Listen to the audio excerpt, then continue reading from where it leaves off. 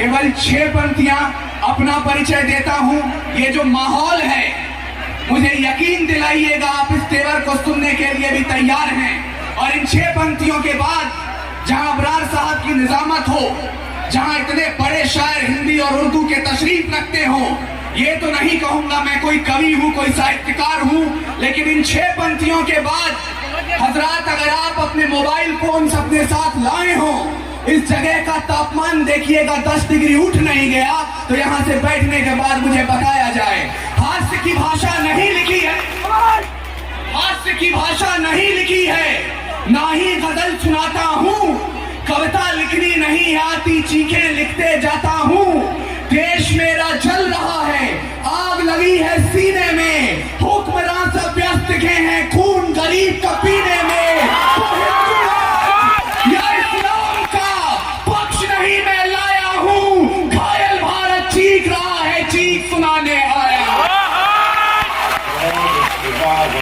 हिंदुवाद या इस्लाम का पक्ष नहीं मैं लाया हूं, घायल भारत चीख रहा है, चीख सुनाने आया हूं। भारत जख्मी कब होता है? सिर्फ सरहदों पर नहीं, जब मंदिर मस्जिद के नाम पर हथियार उठाया जाता है, या दुधमुंहों को भी हवस का शिकार बनाया जाता है, जब मठों के मठाधीश भी क्रोध में आने लगते हैं, या मौलाना बारूदी पैगाम सुनाने लगते हैं, जब शाहरुख खान के बेटे को सजा कड़ी दी जाती है और अडानी पोर्ट की बात नहीं की जाती है, पेट्रोल की कीमत चढ़ते चढ़ते छूले आसमान को, या लखीमपुर में सत्ता ने जब रोक दिया किसान को, गुजरात में पुल का टूटना, गुजरात में पुल का टूटना जब 141 जाने लेता हो और मुल्क के अखबारों को दिखाई नहीं वो देता हो, न्यूज चैनलों ने भी जब जब राग दरबारी सीखा है, तब तब भारत जख्मी होकर मेरे जरिए चीखा है, तब तब भारत जख्मी होकर मेरे जरिए चीखा है। और भारत चीखता कब है? मुझे माफ करेंगे, लेकिन जब भारत देश में 25 लाख लोग हर रात बिना छप्पर के सोते हैं और फिर भी दिल्ली हमारी नया संसद भवन तामील करती है, तब चीखता है भारत देश। खुदीराम ने खुददारी से हंसकर जिसका दान दिया, भगत सिंह ने चूमा बंदा और जिसे कुर्बान किया, आगोश में जिसके सुभाष से निकले लश्कर हिंद बनाया था, फतेह सिंह और जोरावर ने जिसे ठुकराया था, संघर्षों में बुनियाद बनी जो आजादी के बोल की, सुलग रही थी गर्मनाल में शेखर के पिस्तौल की, और खिल रही थी रोम रोम में अशफाकुल्ला खान के, वही जवानी दौड़ रही है खून में हिंदुस्तान के, वही जवानी दौड़ रही है खून में हिंदुस्तान के। परम आदरणीय खालिद अनवर साहब, अब्दुल भाई, आपकी मोहब्बतों ने बुलाया है और आप हमारे यशस्वी मुख्यमंत्री महोदय को दिल्ली की गद्दी पर बैठा देखना चाहते हैं। शुभकामनाएं प्रेषित करता हूं, लेकिन खालिद अनवर साहब से एक गुजारिश भी कर रहा हूं जनता की ओर से, उनके चाहने वालों की ओर से, कि अभी ईश्वर ने चाहा और आप दारुल हुकूमत दिल्ली से मुल्क की बागडोर थाम कर बिहार और पूरे देश की रहनुमाई करेंगे, तो एक बात याद रखिएगा कि जब तक बच्चा बच्चा अच्छी शिक्षा पाना ले, या हर माँ अपने घर की खातिर पूरी रोटी बनाना ले, बेबस जिस्मों का बिकना जिस लम्हे तक जारी हो, या दरबारों का पलड़ा जब तक झोपड़ी पर भारी हो, उस दिन तक अपना चैन सुकून सब कुर्बान कर देना और नील गगन पर अंकित मेरा हिंदुस्तान कर देना। आपसे उम्मीद है, आपसे उम्मीद है, इसलिए हम ये बात बोल पा रहे हैं। अधिक वक्त नहीं लूंगा, फहरिस्त लंबी है, परंतु जो मेरी जिम्मेदारी है उसको निभाना चाहता हूं। वीर रस का हिंदी डायस से अकेला कवि हूं यहां पर, लेकिन इतना जरूर जानता हूं, एक हिंदू माँ का बेटा ये बात बोल रहा है कि जो लोग कह देते हैं पाकिस्तान चले जाओ, जो लोग कह देते हैं कोई एक कौम इस मुल्क से प्यार नहीं करती, एक हिंदू माँ का बेटा दर्ज कर रहा है कुरान में लिखा है, अगर पानी की कमी हो और नमाज अदा करनी हो, आप उससे पहले वतन की मिट्टी से वजू कर ले, तब भी नमाज कबूल होगी। और आजादी का ऑथेंटिक इतिहास है ये। इतिहास के पन्ने पलटिएगा। जब जलियांवाला बाग में जनरल डायर ने गोली चलाने का आदेश दे दिया तो उनसे पूछा गया क्यों चलवाई थी गोली? बोले पठान भाग रहे थे इसलिए गोली चलानी पड़ गई। तो अब्दुल गफ्फार खान ने खड़े होकर कहा था, अगर गोरी सरकार एक भी पठान की पीठ पे गोली दिखा दे तो मुसलमान उसी समय आजादी के संग्राम से पीछे हट जाएंगे।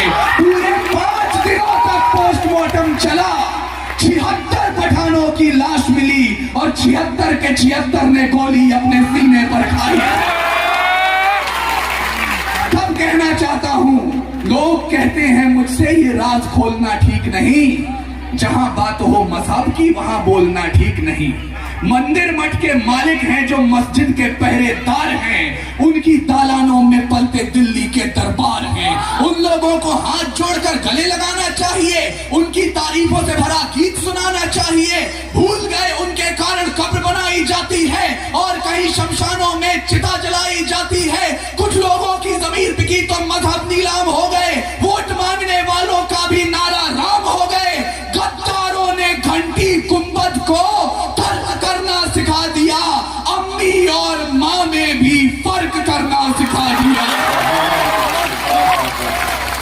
ये चिंता है हमारी इस मुल्क के लिए, लेकिन मैं आपको निराशा बांटने नहीं आया हूं। ये सरकारें, ये सियासत, ये सत्ता का गुरूर, ये विपक्ष की कमजोरी 5 साल, 10 साल, 15 साल की है। भारत देश 5000 वर्ष पुरानी सभ्यता है। भूलिएगा मत, जब पूरी दुनिया को अक्षर ज्ञान तो छोड़िए चिन्ह ज्ञान नहीं था, हमने 4 वेदों की रचनाएं कर दी थी। इस मिट्टी से निकला एक पत्थर जिसे कोहिनूर कहते हैं, उसे खरीद सके इतनी हैसियत पूरी दुनिया की दौलत में नहीं थी। और तो और सिकंदर की शमशीर में इतना फौलाद नहीं था, उसके किसी भी सैनिक के पांव की इतनी औकात नहीं थी कि इस मिट्टी के एक भी जर्रे के माथे पर विराजमान हो जाए।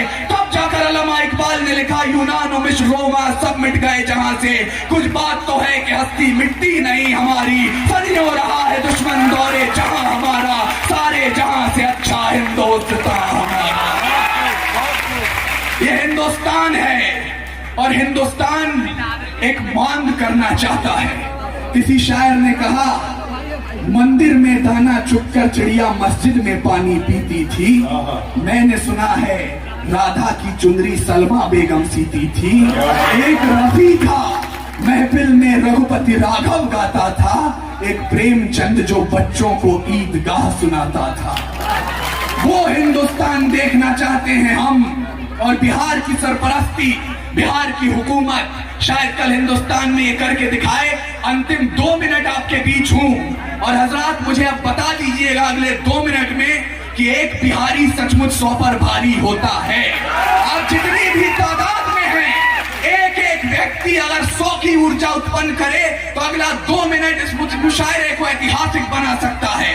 और सुनिएगा, पूरी जिम्मेदारी के साथ कह रहा हूं, ताजमहल का चित्र बना हुआ है पीछे, ताजमहल के गुंबद आपको दिखाई दे रहे हैं। जब जुबीरा ने इस ताजमहल को देखा तो कहा, symbol of undying love, white as the symbol of dove. जब इसी ताजमहल को साहिर लुधियानवी ने देखा तो उन्होंने कहा, ये चमनजार, ये जमुना का किनारा, ये महल, ये मुनक्कश दरो दीवार, ये मेहराब, ये ताक, एक शहंशाह ने दौलत का सहारा लेकर हम गरीबों की मोहब्बत का उड़ाया है मजाक। मेरे महबूब कहीं और मिलाकर मुझसे।